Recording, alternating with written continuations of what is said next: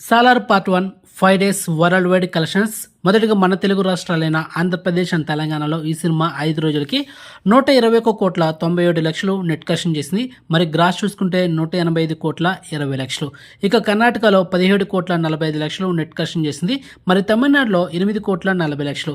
ఇక కేరళలో 5 కోట్ల 35 లక్షలు.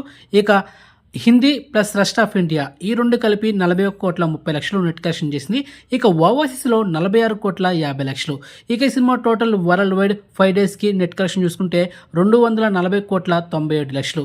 ఇక ఈ 5 డేస్కి టోటల్ వరల్డ్ వైడ్ గ్రాస్ చూసుకుంటే 434 కోట్ల 70 లక్షలు.